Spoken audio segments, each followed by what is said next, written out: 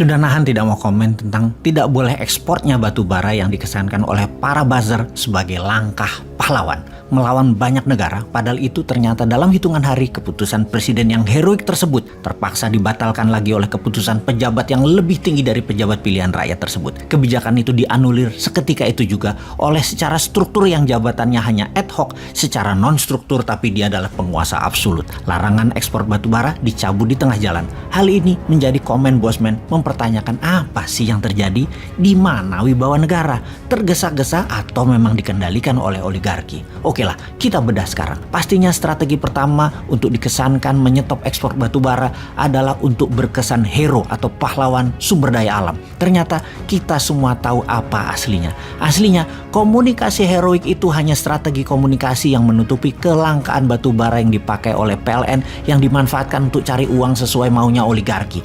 Naiknya harga DMO batu bara sesuai harga pasar ini sungguh menyakitkan hati masyarakat. 2 kali loh harga pasar itu. Inilah masa di mana negara dikendalikan oligarki terang-terangan dan rakyat hanya diem saja, juga pejabat-pejabat lainnya diem saja. Inilah masa di mana batu bara yang merusak alam karena penghasil karbon terburuk diproduksi Gaspol sampai Tiongkok punya cadangan hingga 5 tahun ke depan dan PLN beli batu bara harganya mahal. Harga pasar. Efek dari gaspolnya batu bara tadi di mana oleh Newmine kalau berkuasa akan ditutup, ada 2 hal yang akan terjadi. Yang pasti terjadi adalah naiknya hutang APBN atau naiknya tarif dasar harga listrik. Kalau tarif dasar harga listrik tidak dinaikkan, maka subsidi beli batu bara PLN pasti pakai APBN. Kalau APBN nggak kuat, harga listrik negeri Wakanda akan menjadi negara bertarif listrik termahal di dunia dibanding dengan income per kapita penduduknya. Sungguh, menurut Bosman yang otaknya sederhana itu, menaikkan harga DMO batu bara sesuai harga pasar adalah keputusan terblunder, menambah daftar amburadulnya manajemen bernegara. Lalu membuka lagi ekspor batu bara adalah juga tidak pas, harusnya main cantik terutama ke Tiongkok. Ups, maaf lupa. Tiongkok harga mati ya. Lupa gua. Lanjut. Oke lah, sesungguhnya mainan tingkat tinggi di atas itu nggak akan terasa ke rakyat kecuali harga listrik naik. Rasanya hal ini tidak mungkin dilakukan, yaitu harga listrik naik. Yang pasti adalah harga listrik disubsidi yang ditanggung oleh APBN dan pastinya pakai hutang dolar lagi yang bayarnya sampai kapanpun nggak akan bisa, yang akan membuat beban generasi berikutnya. Ngerti banget dah strategi keuangan dan bagi-bagi kue khas kali ini bernegaranya. Monggo dilanjut. Ini sesungguhnya adalah masalah rebutan sekitar 1.800-an triliun rupiah uang APBN. Dibagi buat oligarki, buat parpol dan politikus. Sahabat, negeri Wakanda ini dikelolanya begini terus sampai kapan ya rakyat itu bisa sadar ya?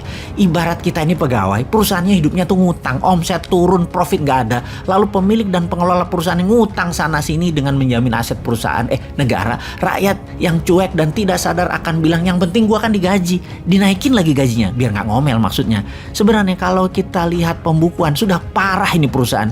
Pejabatnya banyak yang sudah punya pengaman aset di luar negeri, ngumpulin harta selama menjabat dengan mengubah banyak kebijakan perusahaan yang menguntungkan dirinya dan kroninya. Rakyatnya alias pegawainya sesungguhnya sudah di pinggir jurang dan pemilik perusahaan tersebut yang sesungguhnya pegawai juga karena public company tidak sadar karena masih dapat dividen walau dari pinjaman semua, dan ini membuat mereka terlena. Tapi oke deh, daripada terus ngomong hal yang fakta, lebih baik kita tambahin dengan video berikut ini.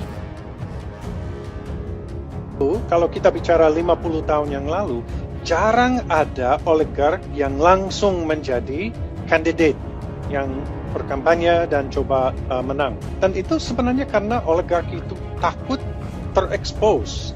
Mereka lebih suka di belakang layar, tapi menentukan apa yang akan terjadi, siapa yang akan naik, siapa yang tidak akan naik.